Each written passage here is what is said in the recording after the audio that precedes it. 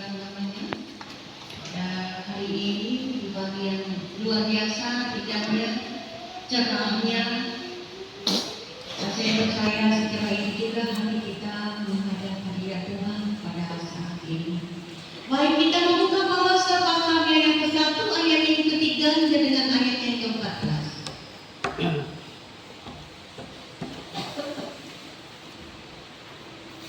Bersama-sama kita membuka firman Tuhan dari Kolose pasal 1 ayat 3 sampai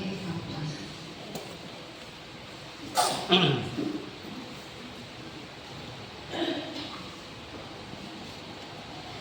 Baiklah, sebelum kita membaca dan merenungkan firman ini, mari kita bersatu dalam doa.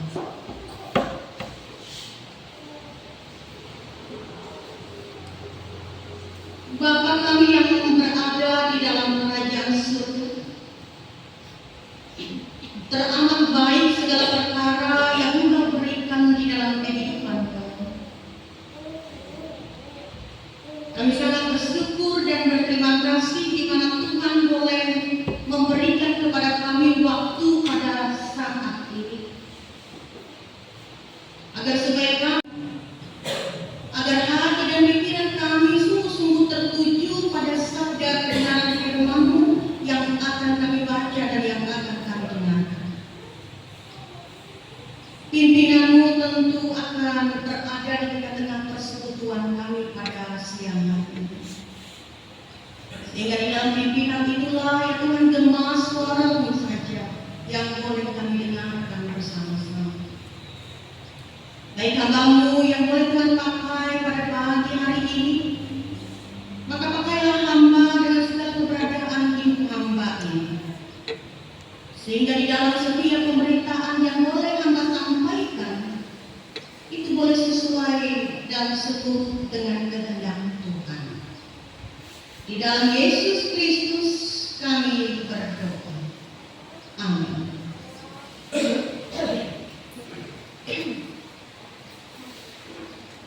Surat kiriman Paulus kepada jemaat yang berada di Kolose pasal 1 ayat yang ke-3 sampai dengan 14. Demikian ini firman Tuhan. Dengan berita yang diberikan oleh Lembaga Alkitab Indonesia, ucapan syukur dan doa. Kami selalu mengucap syukur kepada Allah Bapa Tuhan kita Yesus Kristus. Setiap kali kami berdoa untuk kamu, karena kami telah mendengar tentang iman-Mu dalam Kristus Yesus dan tentang kasih-Mu terhadap semua orang kudus. Oleh karena pengharapan yang disediakan bagi kamu di surga. Tentang pengharapan itu telah lebih dahulu kami dengar dari firman kebenaran, yaitu Injil, yang sudah sampai kepada kami. Injil itu berbuah dan berkembang di seluruh dunia. Demikian juga di antara kamu sejak waktu kamu mendengarnya dan mengenal kasih karunia dengan sebenarnya. Semuanya itu telah kamu ketahui dari Epapras, kawan pelayanan yang kami kasih, yang bagi kamu adalah pelayan Kristus yang setia. Dialah juga yang selalu menyatakan kepada kami kasih-Mu dalam roh. Sebab itu sejak waktu kami mendengarnya, kami tiada berhenti berdoa untuk kamu. Kami meminta supaya kamu menerima segala hikmat dan pengertian yang benar untuk mengetahui kehendak Tuhan dengan sempurna, sehingga hidupmu layak di hadapannya, serta berkenan kepadanya dalam segala hal. Dan kamu memberi buah dalam segala pekerjaan yang baik, dan bertumbuh dalam pengetahuan yang benar tentang Allah, dan dikuatkannya dengan segala kekuatan oleh kuasa kemuliaan-Nya, untuk menanggung segala sesuatu dengan tekun dan sabar, dan mengucap syukur dengan sukacita kepada Bapa yang melayakkan kamu untuk mendapat bagian dalam apa yang ditentukan untuk orang-orang kudus di dalam kerajaan Allah. Ia telah melepaskan kita dari kuasa kegelapan dan memindahkan kita ke dalam kerajaan anak yang terkasih.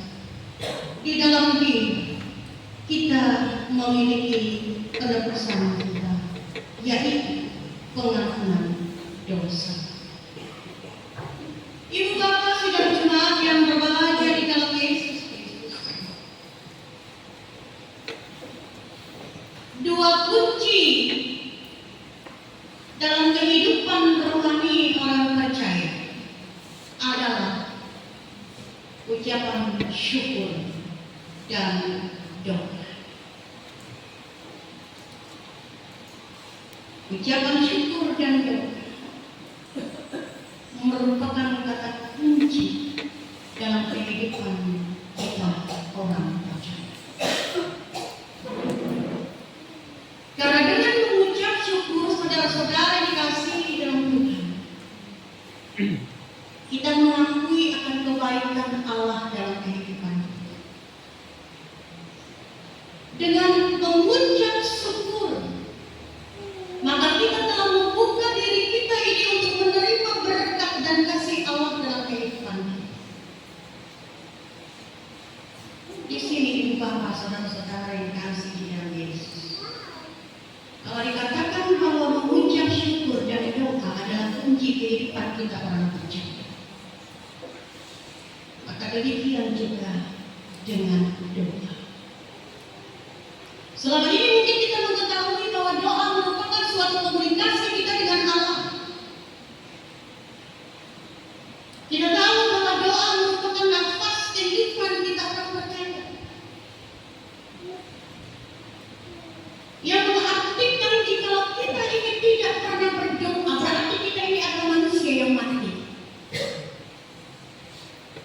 Dan orang yang mati adalah orang yang tidak memiliki nafas. Maka demikianlah, apabila kita tidak pernah berdoa, ada begitu banyak hal yang bisa kita sampaikan dalam permohonan dengan melalui doa.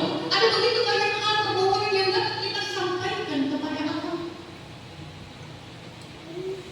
Ada banyak hal yang ingin kita ceritakan kepada Allah yang menjadi unek-unek diri kita, hati kita, dan apapun yang terjadi dalam hidup kita yang berupa persoalan ataupun permasalahan. Karena melewati doa itu menunjukkan suatu hubungan yang luar biasa terjalin dengan manisnya, dengan baiknya antara diri kita ini dengan Allah. Kalau kita tidak pernah berdoa, selain dikatakan kita adalah manusia yang mati, berarti kita tidak memiliki hubungan yang akrab dengan Tuhan. Berarti kita tidak pernah ingin menjalin suatu hubungan yang harmonis dengan Tuhan. Karena kita tidak pernah berdoa. Jemaat Tuhan, di dalam Kolose pasal yang pertama ini kita melihat bagaimana Rasul Paulus mengucap syukur kepada Allah. Ucapan Rasul Paulus ini adalah di saat ia melihat akan perkembangan daripada iman jemaat Kolose.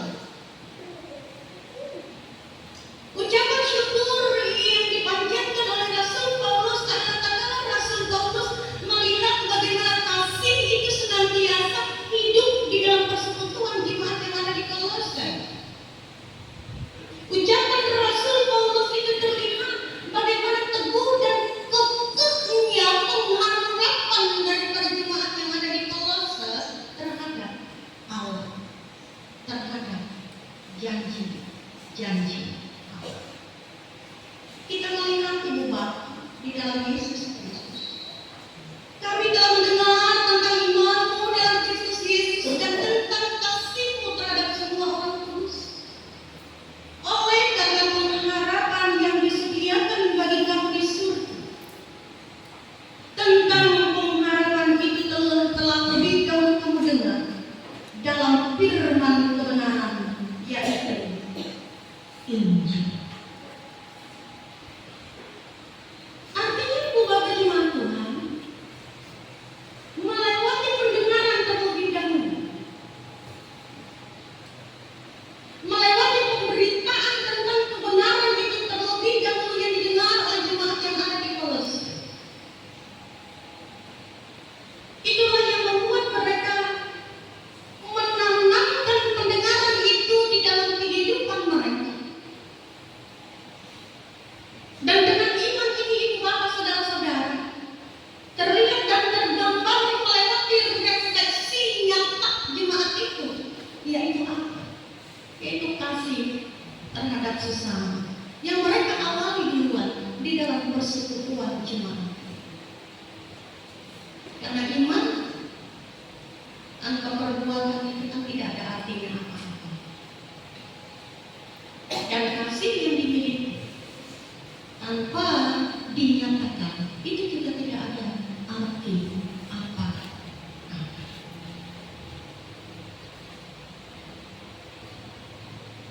Rasa syukur Rasul Paulus ini, ibu bapak saudara-saudara di dalam Yesus Kristus, dia melihat bagaimana kehidupan jemaat yang ada di Kolose, sehingga ia pun memberikan dukungan yang luar biasa melewati doa kepada Allah. Dan doa Rasul Paulus ini, ibu bapak saudara-saudara yang dikasihi di dalam Tuhan Yesus Kristus, kita melihat dari ayat yang ke-9 hingga dengan ayat yang ke-14. Bagaimana ia tidak berhenti berdoa bagi kebaikan dari jemaat yang ada di Kolose. Pribadi yang luar biasa merupakan satu contoh dalam kehidupan kita bersama. Betapa pentingnya doa itu senantiasa mengalir di dalam setiap kehidupan kita. Betapa pentingnya kita saling mendukung di dalam doa antara satu dengan yang lain. Firman Tuhan pada hari ini melewati Rasul Paulus ini mengajarkan kepada kita untuk jangan terfokus pada kepentingan pribadi kita untuk berdoa. Karena kita harus mengaku kita lebih banyak terfokus berdoa untuk kepentingan pribadi kita dan melupakan syafaat kita bagi orang lain.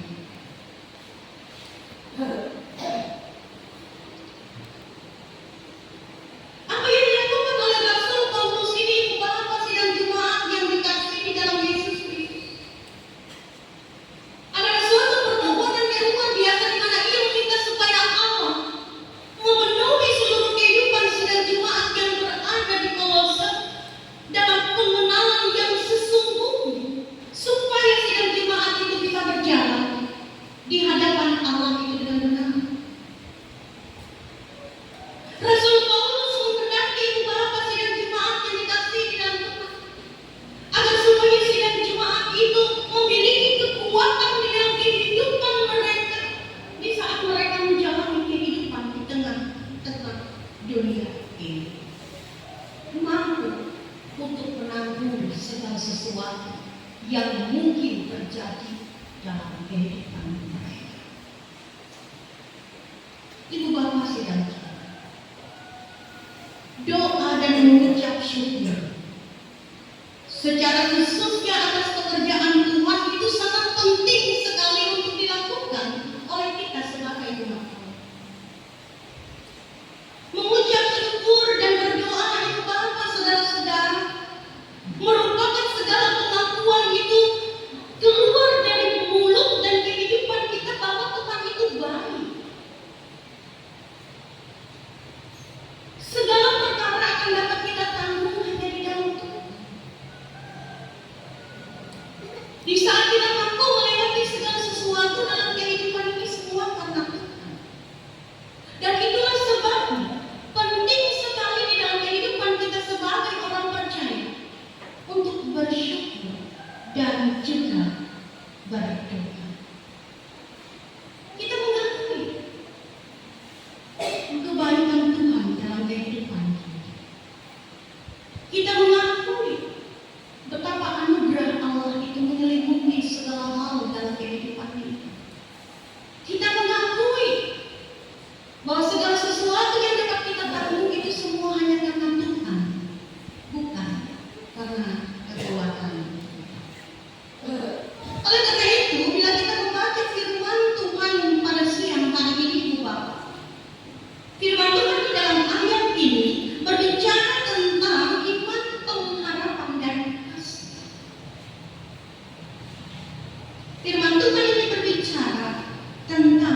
iman, pengharapan, dan kasih.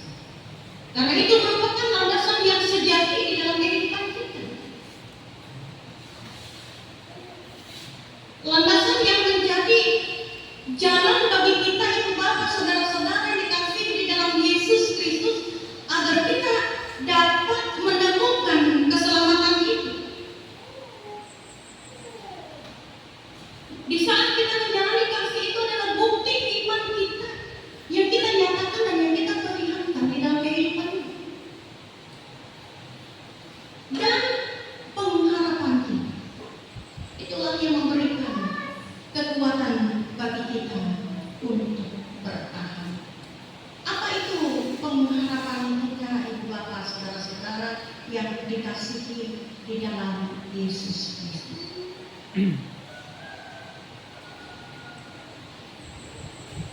Pengharapan kita adalah surga. Siapa yang di antara kita yang tidak ingin masuk surga?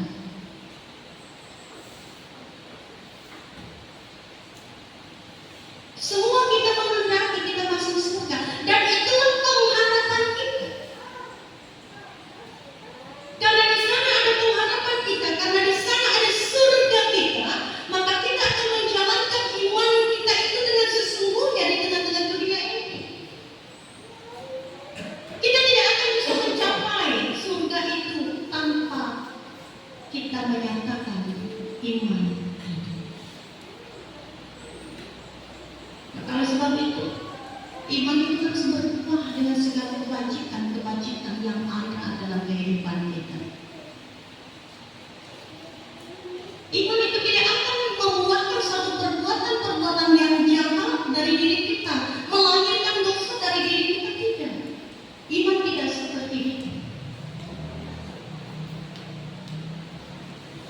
Karena mengharapkan kita, di saat kita senantiasa beribadah, senantiasa kita melakukan perbuatan baik, kita mengamalkan apa yang dikatakan oleh Tuhan, dan kita mengatakan kita mengasihi Tuhan dengan segenap hati kita dan dengan segenap jiwa kita.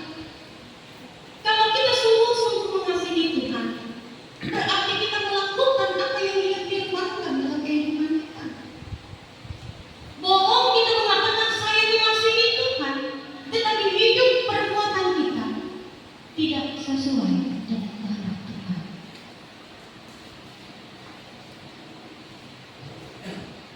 Ibu bapak, saudara-saudara, Injil adalah kekuatan dalam kehidupan kita. Karena Injil atau sabda Allah inilah yang mampu untuk memberikan suatu perubahan di dalam hidup. Kalau kita senantiasa mau dan bersedia memberikan diri kita ini untuk mendengar firman Tuhan, berarti firman ini mampu untuk merubah diri kita.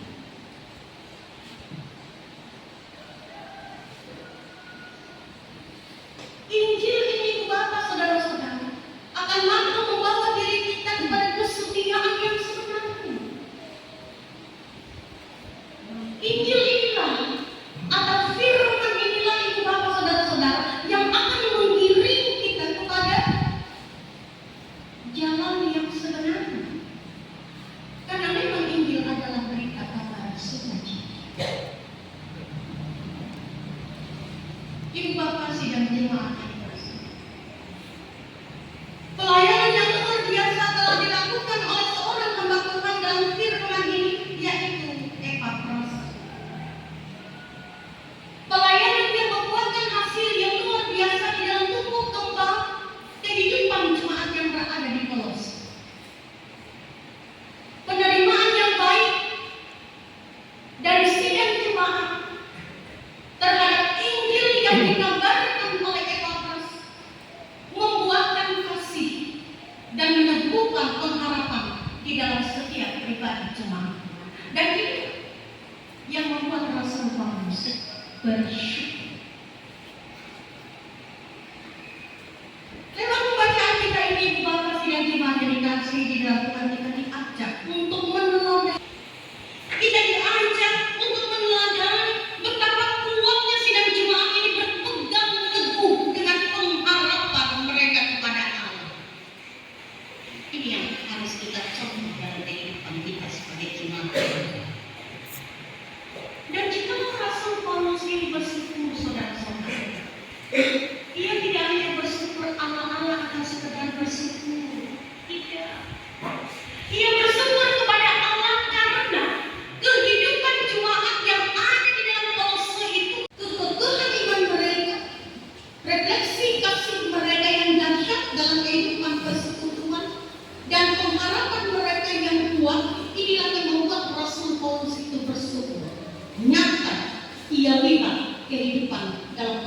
kehidupan jemaat.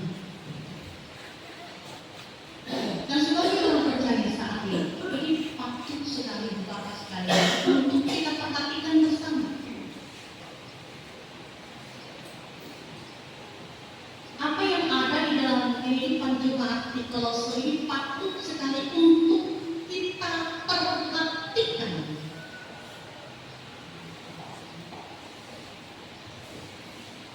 Dan tentu saja kita perlu tetap memohon agar supaya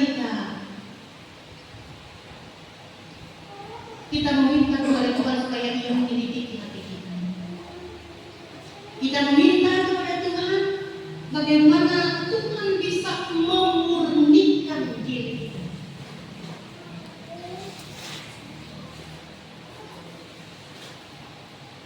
Tanpa iman, kasih dan pengharapan, maka kekristenan kita ini, ibu bapak sidang jemaat, itu tidak akan direspek oleh orang dalam kehidupan kita. Tanpa iman, kasih dan pengharapan yang tidak terlihat di dalam kehidupan kita, di dalam diri kita ini menjadi cemoohan bagi orang lain. Oh, Kristen itu seperti ini. Mungkin ada di antara kita yang mengetahui salah satu tokoh perdamaian dunia, yaitu yang dari India, Mahatma Gandhi. Dia mengatakan seperti ini, saya tidak melihat teladan yang diperlihatkan oleh orang-orang Kristen, makanya saya tidak masuk Kristen.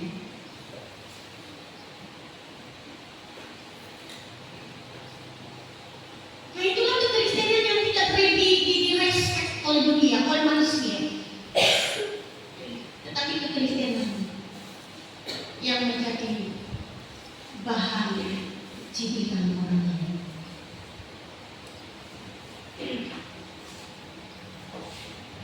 Jika kita telah menerima hidup yang Tuhan tawarkan secara cuma-cuma di dalam kehidupan kita, tentu kita akan meletakkan 3 dasar pilar kehidupan kita, yaitu iman, kasih dan pengharapan ini di dalam hidup kita jemaat. Kalau kita yang sadar bahwa hidup kita ini telah menerima hidup yang diberikan oleh Yesus dengan cuma-cuma, berarti 3 pilar yang diwakili iman, pengharapan dan kasih tentu menjadi landasan di dalam kehidupan kita sebagai orang Kristen.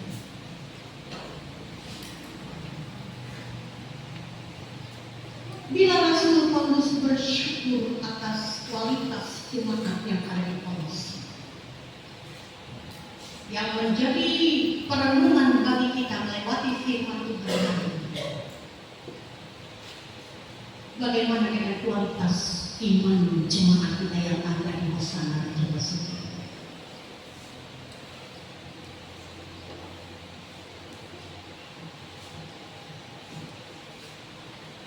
Kalau Rasul Paulus, ibu bapak, saudara-saudara yang dikasihi di dalam Tuhan Yesus Kristus, bersyukur karena kualitas iman yang dilihat dalam kehidupan sidang jemaat yang ada di Kolose, bagaimana dengan pertumbuhan jemaat yang ada dalam Timur Pasifik? Jika Rasul Paulus bersyukur atas kualitas iman yang dia lihat, bagaimana pertumbuhan jemaat yang ada di Kolose ini mampu membuat dia bersyukur bahwa nyata apa yang dia lihat. Lalu apa yang nyata dalam kehidupan jemaat ini? Dalam iman, kasih dan pengharapan itu yang membuat kita untuk bersyukur kepada Tuhan. Ini pertanyaan yang mari kita jawab bersama-sama. Apakah pelayanan yang dilakukan di tengah-tengah kehidupan jemaat ini sudah kita lakukan dengan baik dan sungguh seperti Epafras, di mana di dalamnya jemaat itu akan mendengar berita kabar